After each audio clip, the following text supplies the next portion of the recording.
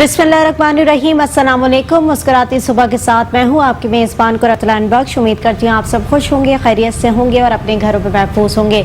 नाज़रीन, वीक का दूसरा रोज़ है और आज भी हम नए टॉपिक के साथ हाजिर होते हैं और नए टॉपिक अमूमन हमारे डिफरेंट टॉपिक्स होते हैं और डिफरेंट चीज़ों के ऊपर हम बात करते हैं और कोशिश करते हैं कि आपको बेहतर से बेहतर इंफॉर्मेशन प्रोवाइड की जाए इस प्रोग्राम के थ्रू आउट। और साथ ही साथ हम उस नाजुक सूरत हाल के ऊपर बात कर रहे होते हैं जो माशरे के अंदर इस वक्त गुजर रही होती है, जो लोग जो हैं इसमें सरवाइव कर रहे होते हैं, उन तमाम चीज़ों के ऊपर बात कर रहे होते हैं। अमूमन अब हम जब देख रहे हैं कि महंगाई रोज़ बरोज़ बढ़ती जा रही है और अगर हम महंगाई की बात करें तो महंगाई इस वक्त उरूज पर पहुंच चुकी है और अशिया खुर्दनोश की तमाम चीज़ें इतनी ज़्यादा महंगी हो गई है कि कोई भी बंदा जो है वो अब नॉर्मल बंदा जो है वो भी सर्वाइव करते हुए 10 दफ़ा सोचे कि किस तरीके से कौन सी चीज़ को कैसे लेना है और कैसे बाय करना है। कहते हैं ना कि अगर आप इंसान दाल रोटी खाता है तो वो भी जो है दाल रोटी भी पहुँच से अब दूर होती चली जा रही है क्योंकि इतनी महंगाई हो चुकी है, पेट्रोल के प्राइसेस इतने हाई हो चुके हैं। साथ ही साथ अगर हम दीगर चीज़ों की बात करें, फल की बात करें, वेजिटेबल्स की बात करें तो तमाम चीज़ें बहुत ज़्यादा महंगी हो गई हैं। यानी लोग जो है वो इस वक्त दुहाइयाँ देते हुए नज़र आ रहे हैं कि जो हुकूमत है और हुकूमत की पॉलिसीज़ है इसको खुदारा जो है वो चेंज किया जाए कि आवाम को जो है वो ये फ़र्क नहीं पड़ता कि आपका वज़रा क्या है, आपके कौन से बंदे करप्शन में मुलव्वस है या आपके कितने लोग जो है वो कितना काम कर रहे हैं। आवाम को सिर्फ ये फ़र्क पड़ता है कि महंगाई कितनी हो रही है और उस महंगाई को कंट्रोल कैसे किया जा सकता है। आवाम सिर्फ और सिर्फ जो है ये 2 वक्त की रोटी खाने के लिए तरस रही है। इस 2 वक्त की रोटी को जो है वो आसान बना दें उनके लिए और तमाम चीज़ें आसान कर दें। जो आज प्रोग्राम के अंदर हमारा मौजू है वो यही होगा, महंगाई के ऊपर हम बात करेंगे क्योंकि बहुत सारे बिजनेस सेक्टर्स ऐसे हैं। एक तो कोविड की वजह से हम ऑलरेडी बड़े परेशानी का शिकार थे, बड़े कशमकश का शिकार हुए थे। कोविड की वजह से बहुत ज़्यादा जो है सेक्टर्स तबाही के दहाने पर पहुंच चुके थे और उसके बाद अब महंगाई इतनी ज़्यादा बढ़ गई है। जब सेक्टर्स खुले हैं तो वो लोग भी दुहाइयाँ देते हुए नजर आ रहे हैं कि किस तरीके से अपनी पूरी करें या अपने वर्कर्स को देखें। तो आज जो है वो हम इसी टॉपिक के ऊपर बात करेंगे। हमारे साथ जो प्रोग्राम के अंदर गेस्ट मौजूद है वो है मोहम्मद तैमूर जो कि बिजनेस वर्कर है। वेलकम करूंगे आपको प्रोग्राम के अंदर। मोहम्मद तैमूर, सबसे पहले तो यही जानेंगे कि जो महंगाई इन्फ्लेमेशन का जो दौर हुआ हुआ है और जिस तरीके से रोज़ ब रोज़ आप देख रहे हैं कि महंगाई उरूज पर पहुंचती जा रही है, पेट्रोल प्राइसेस हाई हुए में हैं, साथ ही साथ आप वेजिटेबल्स देखें, फ्रूट्स देखें, यानी अशिया खुर्दनोश की तमाम चीज़ों के ऊपर जो है इस वक्त रेट्स बहुत हाई हुए हुए हैं। आप खुद एक बिजनेसमैन हैं, क्या कहेंगे? बिस्मिल्लाहिर्रहमानिर्रहीम। सबसे पहले तो मैं ये कहूँगा कि जब से ये कोविड की सूरत हाल आई है इसके बाद ग्लोबली पूरी दुनिया में हर इंडस्ट्री ने बहुत ज़्यादा इफ़ेक्ट किया है और जिस इंडस्ट्री से हम ताल्लुक़ रखते हैं ऑटोमोबाइल इंडस्ट्री से, इसने भी बहुत ज़्यादा इफ़ेक्ट किया है।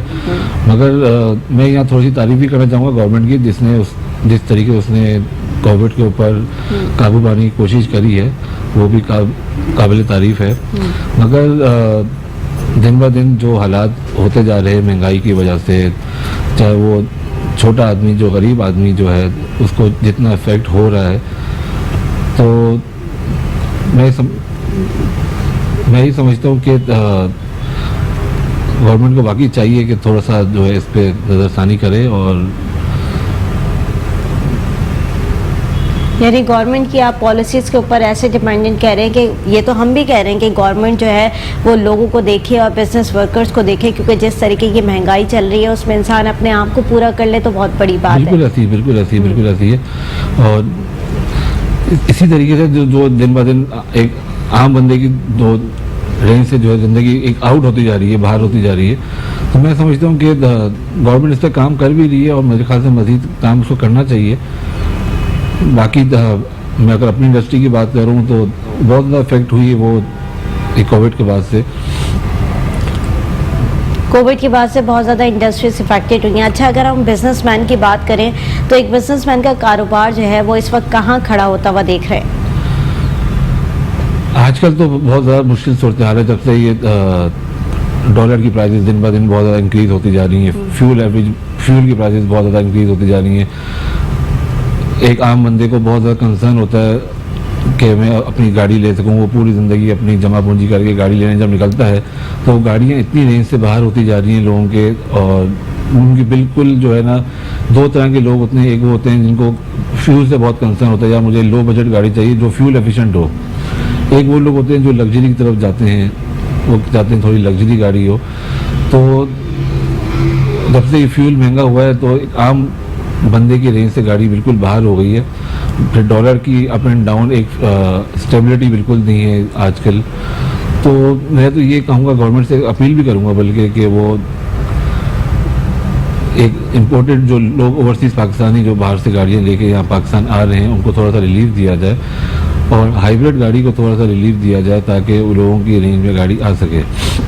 नहीं, सिर्फ गाड़ियों तक ही नहीं, अगर हम एक नॉर्मल तबके की बात करें, अगर आप बिजनेसमैन अपने आप को तसव्वुर ना करें और एक नॉर्मल बंदा तसव्वुर करे, तो इस वक्त जो 15 से 20 हज़ार रुपये कमाने वाला जो बंदा है वो इस वक्त अपना गुजारा कैसे करेगा इस महंगाई के दौर के अंदर, जहाँ पर 2 वक्त की रोटी का उसूल भी मुश्किल हो गया। एक आम बंदे के लिए तो ज़िंदगी गुजारना वाकई बहुत मुश्किल हो गया है, क्योंकि वो बच्चों की स्कूलिंग देखे, मेडिकेशन देखे, वो अपने घर में रोटी लेके जाए, तो उसके लिए तो एक आजकल ज़िंदगी गुजारना वाकई बहुत मुश्किल होता जा रहा है। और दिन ब दिन ये डिफ़िकल्टीज़ मेरे ख्याल से बढ़ती चली जाएंगी, ये आसान नहीं होंगी, क्योंकि ज़ाहिर है जब एक पेट्रोल महंगा होता है तो ग्लोबली जो है सारी चीज़ें महंगी होना स्टार्ट हो जाती हैं। तो आजकल के जो हालात हैं उसके बाद जो है आप छोटी छोटी चीज़ें देख लें, दाल देख लें, चीनी देख लें, चावल देख लें, तो एक आम बंदे के लिए ज़िंदगी गुजारना बहुत मुश्किल से मुश्किल होता जा रहा है। सही, यानी आप कह रहे हैं कि एक आम बंदे के लिए बड़ा मुश्किल होता जा रहा है ज़िंदगी गुजारना। बेशक बहुत मुश्किल होती जा रही है ज़िंदगी, और जिस तरीके से महंगाई का दौर हम देख रहे हैं नाज़रीन, इस तरह से बिल्कुल आपकी बात वजह है कि इस महंगाई के दौर के अंदर गुजारा बहुत मुश्किल है। और जितने भी लोग अभी मुझे देख रहे हैं वो तमाम लोग यही अपील कर रहे होंगे हुकूमत पाकिस्तान से कि खुदारा इस महंगाई को कम किया जाए, क्योंकि महंगाई जितनी भी ज़्यादा बढ़ती है गुर्बत उतनी ज़्यादा बढ़ती है। तो गुर्बत तो वैसे ही बहुत है हमारे मुल्क के अंदर, और जिस तरीके से लोग कभी कोविड के बाद सर्वाइव कर रहे हैं तो उनका गुजारा बहुत मुश्किल है, तो उनको रिलीफ दिया जाए इस महंगाई को कम करके। एक छोटी सी ब्रेक की तरफ जाऊंगी, ब्रेक से वापस आऊंगी, देखते रहिए मुस्कुराती सुबह। वेलकम बैक नाज़रीन, मुस्कुराती सुबह में एक बार फिर खुशामदीद। नाज़रीन, ब्रेक पर जाने से पहले महंगाई के हवाले से बात कर रहे थे कि किस तरह से महंगाई उरूज पर पहुंच चुकी है और हुकूमत की जानिब से अब तक कोई खातिर ख्वाह इक़दामात नहीं किए जा रहे हैं महंगाई को कंट्रोल करने के लिए। यही तमाम बातें हम प्रोग्राम में कर रहे थे, और इससे पहले मैंने जब बताया आप लोगों को कि बहुत सारे कोविड की वजह से ही सेक्टर तबाही के दहाने पर आ चुके थे, और अब जो है महंगाई की वजह से और ज़्यादा जितने भी बिजनेस सेक्टर है वो और ज़्यादा परेशानी में मुब्तला हो गए हैं। ऐसे ही गाड़ियों का कारोबार भी ऐसा है जो कि सब्सिडी जिस पर दी जाती है बजट के अंदर, लेकिन अब 2021 के अंदर जो गाड़ियों का कारोबार है वो कितना मुश्किल हो गया है, ये तमाम सूरत हाल के ऊपर भी बात करेंगे, क्योंकि बहुत सारे कारोबार तो मुतासिर हुए हैं, लेकिन उसमें से एक कारोबार ऐसा भी है जो कि ये कारोबार है, यानी गाड़ियों की इम्पोर्ट और एक्सपोर्ट का कारोबार है। जो लोग शोरूम्स खोल के बैठे हुए उन लोगों के लिए बड़ी परेशानियाँ हो रही है, यानी एक आम आदमी है अपना कारोबार करने के लिए तरस रहा है, और सोसाइटी के अंदर किस तरीके से अपने आप को कहते हैं ना कि अपने पैसे को या अपने आप को या अपने घर को किस तरीके से चलाए, अपने पैसों को किस तरीके से बचाए, वो तमाम चीज़ें उसके लिए बड़ी मुश्किल होती हुई गुजर रही हैं। तो तैमूर साहब, आपसे जानूंगी, आपका कारोबार है, जाहिर सी बात बिजनेसमैन है आप, और गाड़ियों का कारोबार है आपका, कब से स्टार्ट किया गाड़ियों का कारोबार, और पहले के मुकाबले में अब 2021 के अंदर कितना मवाजना देख रहे हैं? हमने 2007 में काम शुरू किया, और जब हमने कारोबार शुरू किया तो हम उसका लोगों का सबसे बड़ा कंसर्न ही होता था कि हम जब जापान से जो हम गाड़ी ले रहे हैं तो आइदर उसका माइलेज क्या है, उसकी हकीकत हम जान सकें, वो किस कंडीशन में गाड़ी आ रही है, और उसका पूरा जापान की हम हिस्ट्री निकाल सकें। उस टाइम पे ये जो है ये सब चीज़ें मालूम करना है ऑलमोस्ट एक नामुमकिन चीज़ होती थी।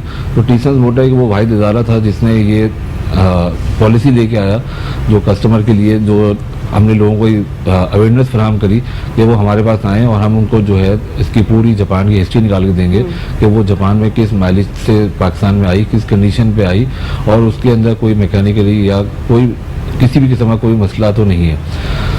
उसके बाद जो है हम जब लोगों को अवेयरनेस आना शुरू हुई, अब आज जो है वो ये वक्त आ गया कि लोग खुद बहुत ज़्यादा अवेयर हो चुके हैं, और तो काम जो है जिस बात लोकल गाड़ियाँ भी आना शुरू हुई हैं, गवर्नमेंट मतलब ये मैन्युफैक्चर लोकल भी आना शुरू हुए, तो काम दिन ब दिन बेहतर होता जा रहा है, कंपटीशन बढ़ता जा रहा है। मगर जो एक सेफ्टी जो ये जापानीज़ गाड़ी में लोगों को मिलती है वो लोकल में अभी भी नहीं मिल पा रही है। तो लोग इसी वजह से जापानीज तरफ रुजू करते हैं कि वहाँ पे लोगों को लाइफ सेफ्टी मिलती है, लोगों को एक कंफर्ट मिलता है, एक प्लेजर मिलता है ड्राइव का। फिर सबसे बड़ी चीज़ ये कि वहाँ पे लोगों को फ्यूल एफिशिएंसी मिलती है। एक हाइब्रिड गाड़ी जो आ रही है, जो आजकल पेट्रोल के हालात हैं, तो लोग हाइब्रिड गाड़ी की तरफ जाना के लिए ज़्यादा ख्वाहिशमंद होते हैं। और इसी सिलसिले में गवर्नमेंट को चाहिए मेरे ख्याल से कि हाइब्रिड गाड़ी में थोड़ा सा रिलीफ भी दे, ताकि ओवरसीज़ पाकिस्तानी जो हैं यहाँ पे ज़्यादा से ज़्यादा गाड़ियाँ भेज सकें और यहाँ पे हमारी लोकल आवाम जो है उसका फ़ायदा उठा सके। इससे फ्यूल की सेफ्टी भी है, फ्यूल की बचत भी है, और जो आजकल फ्यूल के जो शॉर्टेज चल रही है वो उस पर भी बड़ा फ़र्क पड़ेगा। ज़ाहिर है एक चीज़ जब सप्लाई एंड ऑर्डर का हिसाब है, एक चीज़ जब महंगी होती है और उसके जब डिमांड बढ़ती है तो वो ऑब्वियसली आपकी रेंज से बाहर चली जाती है। जब हम हाइब्रिड की तरफ जाएंगे तो ज़ाहिर है फ्यूल कंजप्शन कम हो जाएगी और इससे जो है फ्यूल की सेविंग भी बहुत होगी। इसी तरह आने वाला दौर जो है एक इलेक्ट्रिक गाड़ी का दौर है, और मैं समझता हूँ कि अब जापान से तो इलेक्ट्रिक गाड़ियाँ आना शुरू हो गई हैं। लोकल भी एक दो कंपनी हैं जो बनाने शुरू करने लगी हैं, तो आहिस्ता आहिस्ता लोगों को इंडिया में ख्याल से उस पर भी मूव होना पड़ेगा, क्योंकि फ्यूल की जो एक रेंज है वो लोगों की बजट से बाहर जा रही है। तो अगर आपके शोरूम की बात करूं या आपके गाड़ियों के कारोबार के हवाले से अगर बात करूं तो आपका सेल एंड परचेज दोनों का काम है? जी बिल्कुल। यानी आप ओल्ड भी ले लेते हैं और न्यू भी जो है वो सेल आउट करते हैं। अच्छा, ये जो प्रोसीजर है इसमें आपको कितना फ़र्क नज़र आ रहा है? क्योंकि मार्केट वैल्यूज़ के हिसाब से अगर मैं बात करूँ तो कॉम्पिटिशन लेवल भी बहुत ज़्यादा हो गया है और हर जगह मैं देख रही हूँ कि शोरूम्स जो है वो खुले हुए हैं और लोग जो है वो इसी का सेल एंड परचेज़ के हवाले से काम कर रहे होते हैं और गाड़ियाँ लेते हैं, उसे बेच देते हैं। तो अब 2021 के अंदर मार्केट वैल्यू को क्या टच करता हुआ देख रहे हैं? लेकिन सबसे पहले तो अगर हम एक आम बंदे की बात करें ना, तो गाड़ियों की प्राइसेस में पिछले 2 साल से इतना फ़र्क आ चुका है कि अगर वो एक बंदा 1 मिलियन 1.5 मिलियन अगर जेब में लेके निकलता है तो जब वो मार्केट आता है उसको कोई ऑप्शन नहीं मिलता। जब उसको ऑप्शन कोई नज़र नहीं आता तो दूसरा ऑप्शन लोगों के पास ये होता था कि वो बैंक फाइनेंसिंग के थ्रू जाना चाहते थे।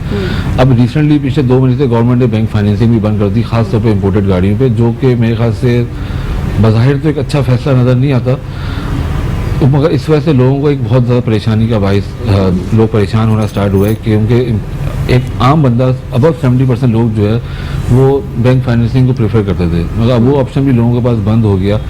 तो जब लोग बाज़ार में आते हैं गाड़ियाँ चेंज करने के लिए या फर्स्ट टाइम लेने के लिए, तो उनके पास ऑप्शंस इतने कम होते हैं तो मोस्ट ऑफ द टाइम के वो तो रिटर्न बैक हो जाते हैं, वो तो गाड़ी ले नहीं पाते।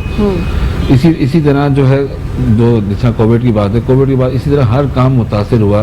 जो सेल अगर पहले कोविड के दौरान तो कारोबार खुला ही नहीं ना, क्योंकि मेजॉरिटी आपने देखा कि लॉकडाउन की सिचुएशन थी, लॉकडाउन की वजह से कारोबार बंद किया हुआ था। तो उस दौरान कैसे सरवाइव किया? तो उस दौरान बस इसी तरह सर्वाइव किया। हमारा गाड़ियों का काम तो होता है लग्जरी काम है, लोगों की नेसेसिटीज उस दौरान पूरी नहीं हो पा रही थी, लोग गाड़ियाँ तो चेंज करने का सवाल ही पैदा नहीं होता। तो बहुत मुश्किल लोगों ने टाइम गुजारा, बहुत टफ टाइम गुजारा, और लोगों की जो है अभी समझ लें कि गुजारा एक तरह का बहुत मुश्किल हो गया था। जो लोग महीने में 5 गाड़ियाँ 10 गाड़ियाँ सेल करते थे, वो पूरा महीना एक गाड़ी भी सेल नहीं कर पा रहे थे। मगर ग्रेजुअली थोड़ा बहुत हालात बेहतर होना स्टार्ट हुए अल्हम्दुलिल्लाह, और उम्मीद करता हूँ कि मेरा डे बाय डे कुछ बेहतर होंगे। लेकिन थोड़े बहुत हालात जब खुले हैं, लॉकडाउन से हम बाहर आए हैं, सिचुएशन जो है वो हमने जब कोविड की गुजार ली है और अब हम ज़रा थोड़ा सा जो है माहौल के अंदर आना शुरू हो गए, तो महंगाई सर पर आ गई है। महंगाई सर पे आ गई, पेट्रोल, हमारा काम डॉलर से बहुत ज़्यादा इम्पैक्ट पड़ा हमारे काम पे, क्योंकि डॉलर के अंदर फ्लक्चुएशन इतनी ज़्यादा है अभी रिसेंटली, उसके अंदर कोई स्टेबिलिटी नहीं आ रही। अब लोगों को पता नहीं हमारी लैंडिंग कॉस्ट क्या आनी है। तो एक छोटी छोटी चीज़ें हैं, हालांकि गाड़ियाँ एक वो इदारा है, ये एक वो इंडस्ट्री है जो गवर्नमेंट को मेरे ख्याल से सबसे ज़्यादा रेवेन्यू जनरेट करके देती है। और मगर अनफॉर्चुनेटली जो इसकी पॉलिसी मेकर्स हैं, जब वो पॉलिसी बनाते हैं, मेरे ख्याल से उसके अंदर कोई भी ऑटोमोबाइल का कोई बंदा शायद शामिल नहीं होता जो उनको बतलाए कि ये इसके अंदर क्या प्लस और क्या माइनस पॉइंट्स हैं। हालांकि ओवरसीज़ पाकिस्तानी जितनी रेमिटेंस बाहर से यहाँ भेज रहे हैं, और सबसे बड़ी चीज़ है कि हम जो यहाँ लोकल ड्यूटी पे कर रहे हैं वो भी हम फॉरेन करेंसी में पे कर रहे हैं, तो वो भी पैसे बाहर से ही आ रहे हैं। तो गवर्नमेंट को बहुत ज़्यादा फ़ायदा है हमारी इंडस्ट्री से, मगर अनफॉर्चुनेटली इस पर इतनी ज़्यादा तवज्जो नहीं दी जाती। नहीं, आप जो पॉलिसीज़ की बात कर रहे हैं कि हुकूमत उस तरह की पॉलिसीज़ मेंटेन नहीं कर पा रही है आप लोग के लिए, किस तरह की पॉलिसीज़ चाह रहे हैं, ज़रा वाज़ेह कर दें। पॉलिसी इस तरह की असल में हमारा जो है जिस तरह महंगाई का दौर है, जो जिस तरह पेट्रोल बढ़ रहा है, तो मैं ये चाहता हूँ, गवर्नमेंट से अपील करता हूँ कि एक हाइब्रिड गाड़ी को हमारे यहाँ रिलीफ दिया जाए। हमारे यहाँ अभी 3 साल पुरानी गाड़ी हम लोग बाहर से ओवरसीज पाकिस्तानी भेज सकते हैं।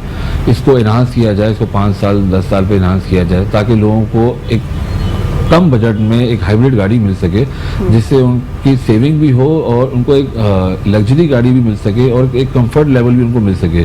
क्योंकि लाइफ सेफ्टी आज भी जो जापानीज गाड़ी में हमें मिलती है वो लोकल गाड़ियों में नहीं मिल पाती।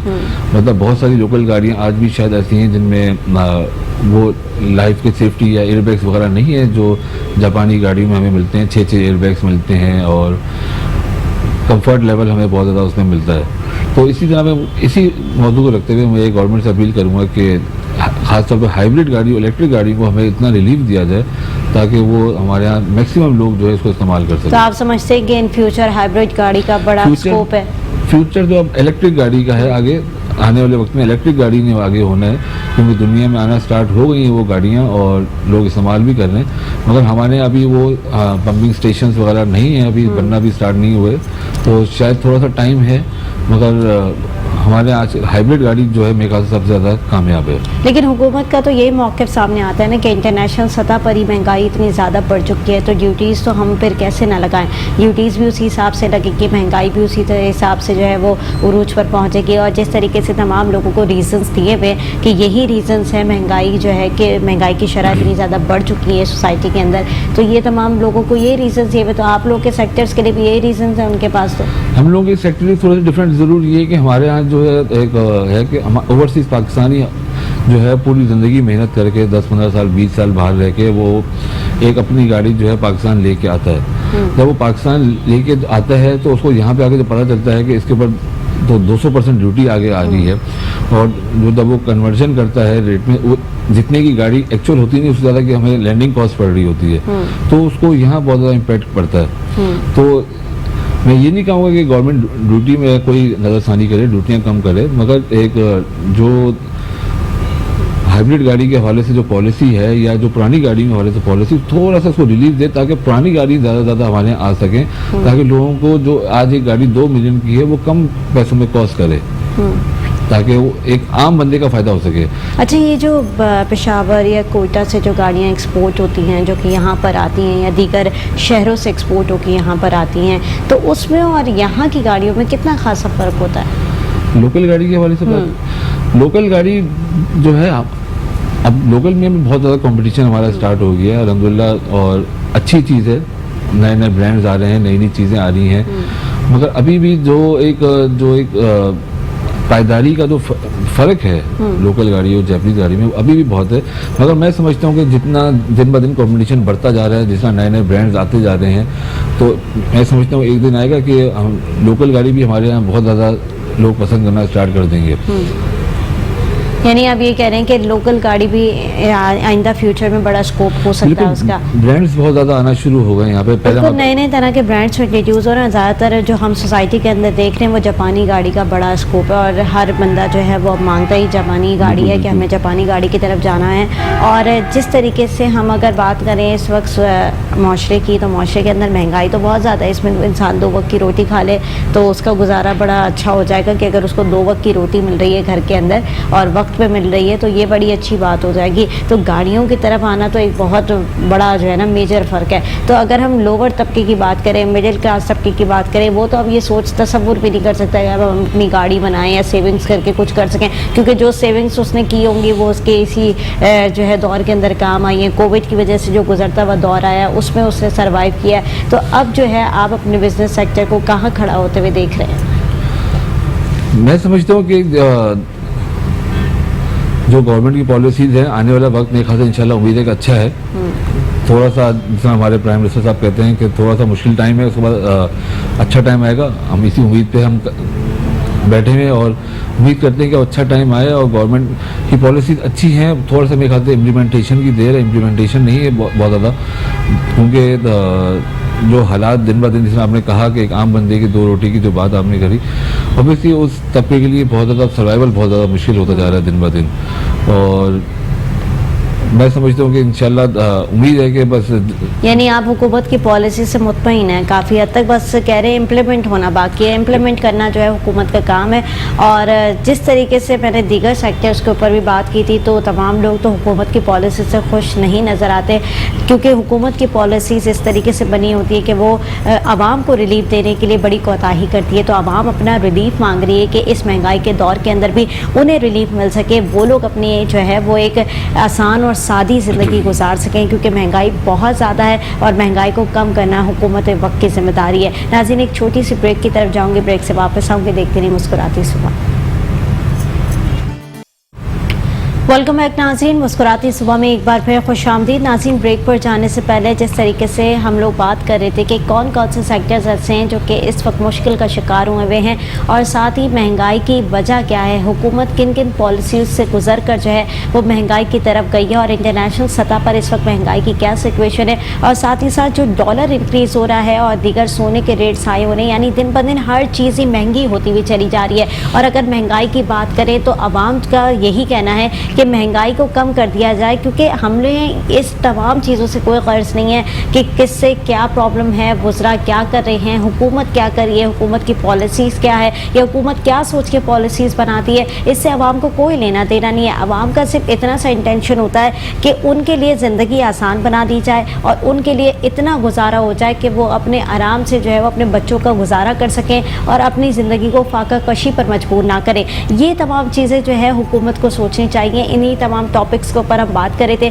और साथ हम यही लेकर चल रहे थे कि कौन कौन से बिजनेस सेक्टर्स ऐसे हैं जो कि इस वक्त मुश्किल का शिकार हुए हैं। जैसे कि हमने गाड़ियों के हवाले से बात की कि गाड़ियों पे ड्यूटीज़ लग जाती हैं और बाहर से जो गाड़ी इंपोर्ट हो रही होती है उस पर बड़ी दुश्वारी का सामना करना पड़ता है, और ऐसी कोई पॉलिसीज़ मेंटेन नहीं की जाती जिसकी वजह से जो है वो गाड़ियाँ पाकिस्तान के अंदर आ सकें। यानी जो इलेक्ट्रिक गाड़ियों की अभी हम बात कर रहे थे, उस तरह के कोई अभी ऐसा निज़ाम पाकिस्तान के अंदर नहीं बनाया गया कि यहाँ पर भी उस तरह की गाड़ियाँ रन की जा सकें, या उनके ऊपर क्या ड्यूटीज़ लग सकती हैं, या उनके ऊपर क्या चीज़ें जो है वो इम्प्लीमेंट की जा सकती हैं। यही तमाम चीज़ें हम बात कर रहे थे। तैमूर, आपसे जानना चाहूँगी, जैसे कि आपने कहा कि शोरूम है मेरा, तो शोरूम होने के नाते एक बहुत सारी गाड़ियों की रिस्पॉन्सिबिलिटी होती है। अप एंड डाउन्स का पता चलता है कि कौन सी इस वक्त मार्केट के अंदर वैल्यू क्या चल रही है और कौन सी गाड़ी इस वक्त जो है वो मार्केट के अंदर सेल आउट हो रही है। तो कौन सी अभी इस वक्त, अगर मैं 2021 की बात करूँ, तो लोगों का बड़ा इंटरेस्ट किस तरफ डेवलप हुआ है कि जब आपके पास लोग आते हैं तो सबसे पहले क्या डिमांड करते हैं? दो तरह के लोग होते हैं। एक तो वो लोग होते हैं जो, जिसमें मैंने आपको पहले बताया कि जो चाहते हैं कि उनको एक फ्यूल एफिशिएंट गाड़ी मिले। एक वो कैटेगरी है जो लग्जरी गाड़ी की डिमांड करते हैं। तो हमारे पास पूरी टीम मौजूद है जो उनको इस तरह के ऑप्शंस क्रिएट करती है और एक कस्टमर को समझने की कोशिश करती है एक्चुअली वो चाह क्या रहा है, उस हिसाब से उनको ऑप्शंस दिए जाते हैं। और हमारे पास तो लोगों का सबसे बड़ा कंसर्न ये होता है कि जो हमारी जो गाड़ी है जो हम बेचना चाह रहे हैं उसके बाजार में बहुत कम प्राइस लग रहे हैं। जो लोगों को मेन इंटेंशन लोगों की होती है यार हमारी गाड़ी अच्छी प्राइस में बिक जाए। तो हमारे पास पूरी अल्हम्दुलिल्लाह इस तरह की सेल टीम मौजूद है जो लोग कस्टमर्स की गाड़ी को, हम लोगों की गाड़ी को अच्छे प्राइस में हम परचेज़ करते हैं। और हमारी कोशिश होती है कि अपनी गाड़ी जो हम लोगों को दे रहे हैं वो अच्छी गाड़ी लोगों को फराहम करें और मार्केट से अच्छे प्राइस में करें। आजकल लोगों की सबसे ज़्यादा मेन रिक्वायरमेंट जो है वो ज़्यादा लोग छोटी गाड़ी की तरफ ज़्यादा जाते हैं, 660 सीसी या 1000 सीसी तरफ, अपने यूज़ के लिए भी, क्योंकि शहर में फ्यूल की वजह से भी, फ्यूल के हिसाब से भी, फिर जितना ट्रैफिक हो गया है उस हिसाब से भी अब छोटी गाड़ी जो है ना वो ज़्यादा लोग उस पर जाते हैं ताकि मूव ऑन ईजी हो सके। उसमें जो है लोकल गाड़ियाँ भी आ जाती हैं, कुछ जैपनीज़ गाड़ियाँ भी आ जाती हैं, फ्यूल की भी उसमें सेविंग हो जाती है।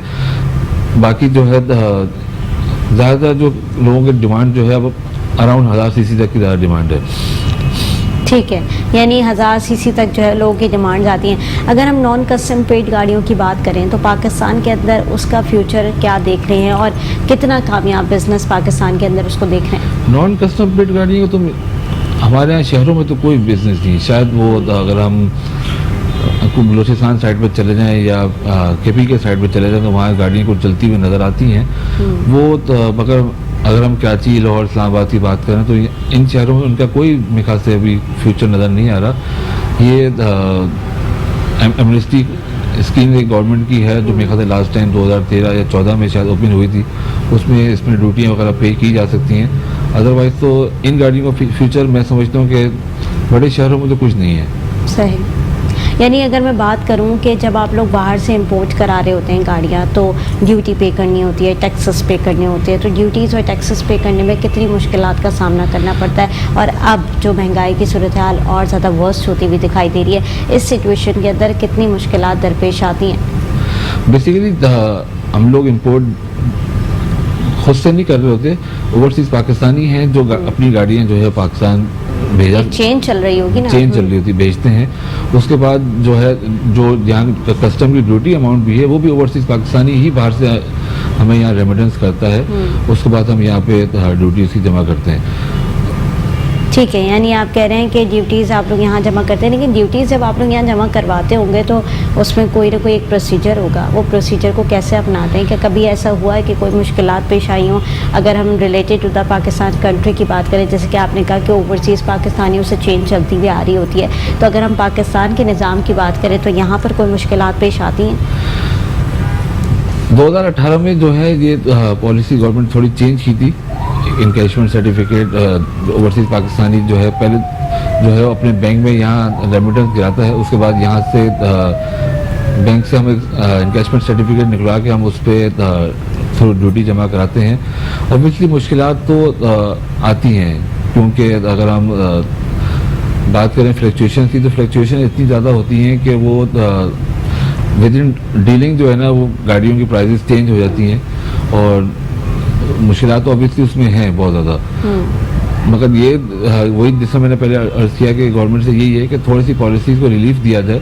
पॉलिसीज़ बना रही हैं, अपनी तौर पे कोशिश कर रही है, मगर अभी इतना ज़्यादा इम्प्लीमेंटेशन उसके ऊपर नहीं हो रहा। या मैंने जिस तरह कहा कि जो पॉलिसी मेकर्स हैं अगर वो हर इंडस्ट्री के बंदे को साथ बिठा के अगर पॉलिसी बनाई जाए तो शायद मेरे ख्याल से उस पर ज़्यादा अच्छा फ़र्क पड़े।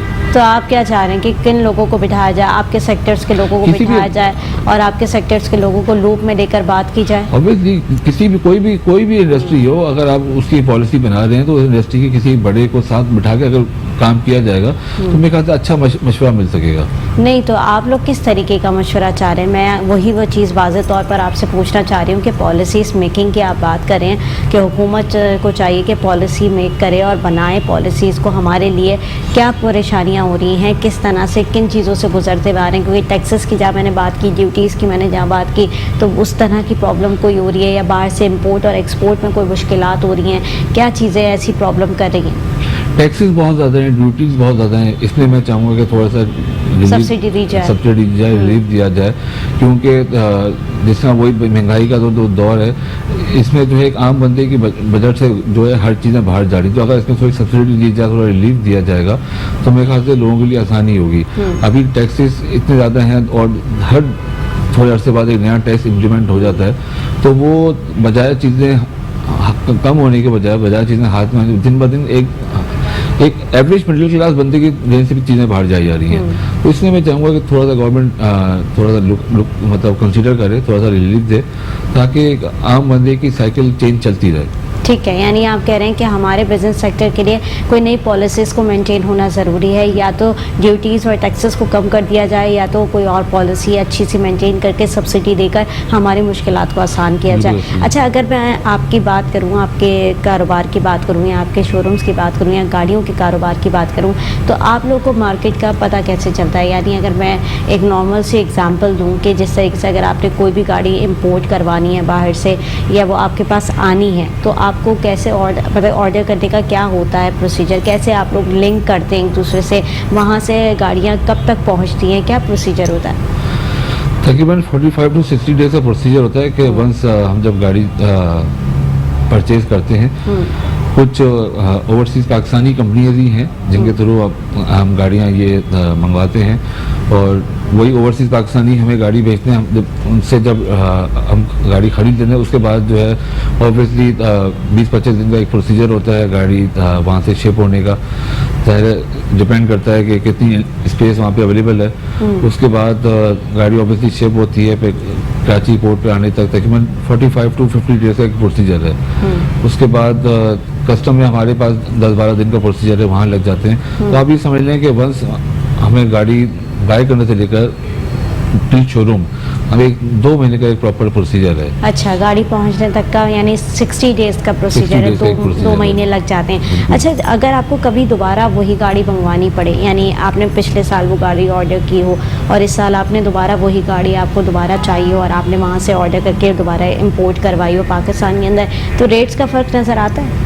वही सेम गाड़ी? हाँ, सेम गाड़ी जो आपने पिछले साल अगर आपने ली हो या इंपोर्ट करवाई हो, और उसके बाद अब जो महंगाई आप देख रहे हैं उसकी वजह से रेशो आपको क्या नजर आता है? मैं समझता हूँ कि 30-40% रेट्स में फर्क आ चुका है। इतना जंप लगता है, बहुत बड़ा जंप आ चुका है। सब इस जंप सब जापानीज में नहीं आया, लोकल गाड़ी में भी इसी तरह जंप आया है। और मैं जो बार बार आपसे बात कर रहा हूँ कि जापानीज गाड़ी को रिलीफ देना चाहिए, क्योंकि जापानीज गाड़ी को रिलीफ देने से गवर्नमेंट पब्लिक डिमांड भी है, गवर्नमेंट को फायदा भी है।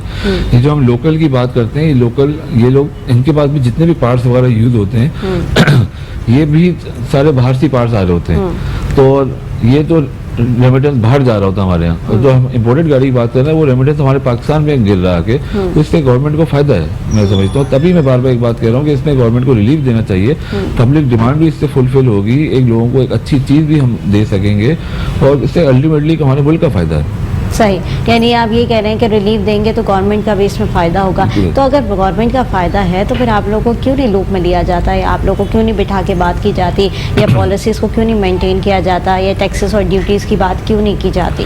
वही जैसा मैंने आपको कहा कि हमारे यहाँ पॉलिसी बना दी जाती है, उसके बाद कंसिडर किया जाता है कि आइदर ये वर्केबल है भी या नहीं है। जिस तरह मैंने आपको कहा कि अगर हर इंडस्ट्री का एक बंदा साथ हो पॉलिसी बनाने में, तो मेरे ख्याल से ज़्यादा पॉलिसी बेहतर बन सकती है, ज़्यादा उसके वर्क हो सकता है, या ज़्यादा एक मुल्क के हवाले से अगर हम बात करें तो ज़्यादा उसमें फ़ायदा हो सकता है। लेकिन हुकूमत सिंध तो ताजरों को लूप में ही ले लेती ना, मसला ही तो सारा यही है। हुकूमत सिंध की बात करें या हम फेडरल की बात करें, यहाँ पे दोनों तरफ ही पॉलिसीज बन जाती हैं, मगर उस पर इम्प्लीमेंट बिल्कुल नहीं हो पाता। वो इम्प्लीमेंट ही तो कराई जाती है, लेकिन नजरसानी नहीं की जाती। आपके तो से रिक्वेस्ट कर सकते हैं गवर्नमेंट से उसको इम्प्लीमेंट किया जाए, और हर इंडस्ट्री के किसी बड़े को साथ बिठा के लूप में लेकर जो है एक पॉलिसी को बनाया जाए, ताकि हर इंडस्ट्री चलेगी, हमारा मुल्क चलेगा, आवाम चलेगी, तो पूरी चेन है, सब में साथ चलना मिल गया। तो आप ये समझते हैं कि आपकी जो इंडस्ट्री है वो मुल्क को काफ़ी फ़ायदा दे रही है? बहुत ज़्यादा। हमारी इंडस्ट्री में समझता हूँ कि पाकिस्तान की सबसे बड़ी इंडस्ट्री में से शायद एक इंडस्ट्री, इसमें लाखों लोग साथ जुड़े हुए, चाहे एक वो गाड़ी के शोरूम वाले से लेकर, एक गाड़ी साफ करने वाले से लेकर, एक ड्राइवर से लेकर, लाखों लोगों के साथ जुड़े हुए। ठीक है। अच्छा, ये भी बता दें कि जिस तरीके से आप देख रहे हैं कि गाड़ियों की दिन ब दिन रोटेशन बहुत ज़्यादा हो रही है, कभी लोकल पे आ जाते हैं, कभी जापानीज़ पे आ जाते हैं, तो अब जो मेजॉरिटी आप देख रहे हैं कि पाकिस्तान के अंदर अगर हम इन फ्यूचर स्कोप देखें तो अब किन गाड़ियों का ज़्यादा आप देख रहे हैं, इलेक्ट्रिकल को छोड़ के, हाइब्रिड को छोड़ के, क्योंकि उस तरीके के अभी तक कोई प्रोसीजर हमारे पास आया नहीं। हाइब्रिड गाड़ियाँ तो फिर भी अभी चलती हुई मैं देख रही हूँ, लेकिन इलेक्ट्रिकल गाड़ियाँ भी फिर भी पाकिस्तान के अंदर नहीं आई हैं, तो इन फ्यूचर क्या देख रहे हैं? इन फ्यूचर एक्सपेक्टेड तो ये है, और हम चाहते भी हैं कि लोकल इंडस्ट्री प्रमोट हो हमारी, और जापानीज़ तो हमारे साथ चल ही रही हैं, लोकल इंडस्ट्री को भी प्रमोट होना चाहिए। मगर अनफॉर्चुनेटली मैं कहूँगा कि बीच में हमारे पास कुछ ब्रांड्स आए, लोगों ने बहुत ज़्यादा इंटरेस्ट लिया लोकल जितने भी ब्रांड्स वगैरह है, मगर कुछ ब्रांड्स ने बहुत ज़्यादा डिसअपॉइंट किया लोगों को अपनी क्वालिटी के हवाले से। तो बीच में अगर हम आज से 1 साल पहले चले जाए, लोग बिल्कुल स्विच होना शुरू हो गए दोबारा लोकल की तरफ, जिस तरह ब्रांड आ रहे थे, हमारे पास ऑप्शन आ रहे थे, मगर उसके बाद मैंने फिर देखा कि लोग दोबारा जो है जापानीज़ तरफ आना शुरू हो गए। तो इस पर काम हो रहा है अभी मजीद कि नई जो गाड़ियाँ हैं वो लॉन्च हो रही हैं? नई गाड़ियाँ लॉन्च हो रही है, गाड़ियों को हिसाब से हमें डिलीवरी नहीं मिल पा रही, 5-5, 6-6 महीने डिलीवरी नहीं है लोगों के, मतलब यहाँ कंपनियों के पास। उसके बाद अगर हम रेडी गाड़ी लेना चाहें तो उसके ऊपर ओन मनी इतनी ज़्यादा है कि वो लोग अफोर्ड नहीं कर पाते, तो अल्टीमेटली लोग फिर दोबारा जापानीज़ तरफ आते हैं और फिर जापानीज़ को चूज़ करते हैं। ठीक है, यानी आप ये समझ रहे हैं कि जापानीज़ के अंदर ज़्यादा प्रॉफिट रेंज भी है, रेंज भी ज़्यादा है, और हमारे लोकल में हमारे पब्लिक डिमांड भी है, पब्लिक डिमांड भी है, और मांग रही है। 600 सीसी 1000 सीसी नॉर्मली गाड़ी जो है वो पब्लिक रखना पसंद करती है, क्योंकि जिस तरीके का आपने बात की थी कि ट्रैफिक का फ्लो भी है, और जिस तरीके से हमारा गुजारा भी इसी टाइप का होता है, और जैसे कि हम देख रहे होते हैं कि महंगाई भी दिन ब दिन बढ़ चुकी है, तो एक मिडिल क्लास बंदा या हाई क्लास का बंदा जो है वो एक अच्छी और साफ़ सुथरी गाड़ी रखना पसंद करता है। तो ये तमाम चीज़ें जो है नाज़रीन आपके सामने रखी, जिस तरीके से महंगाई की हम बात कर रहे थे, उस तमाम सूरत हाल को ऊपर भी हमने बात की कि कैसे जो है वो कितने सेक्टर्स जो हैं वो इस वक्त मुश्किलात का शिकार हुए हैं और बहुत सारे लोग जो दिन ब दिन की रोज़मर्रा की अशिया ख़रीद रहे हैं वो लोग कितने मुतासर हो रहे हैं इन तमाम सूरत हाल से। तो हुकूमत को सोचना चाहिए, थोड़ी सी नज़रसानी करनी चाहिए तमाम लोगों के ऊपर, क्योंकि हर तबका हर बंदा परेशान है इस वक्त महंगाई की वजह से। बहुत शुक्रिया तैमूर, आपने प्रोग्राम के अंदर वक्त दिया। नाज़रीन, सेगमेंट का वक्त ख़त्म हो गया, एक छोटी सी ब्रेक की तरफ जाऊँगी, ब्रेक से वापस आऊँगी। देखते रहिए मुस्कुराते सुबह।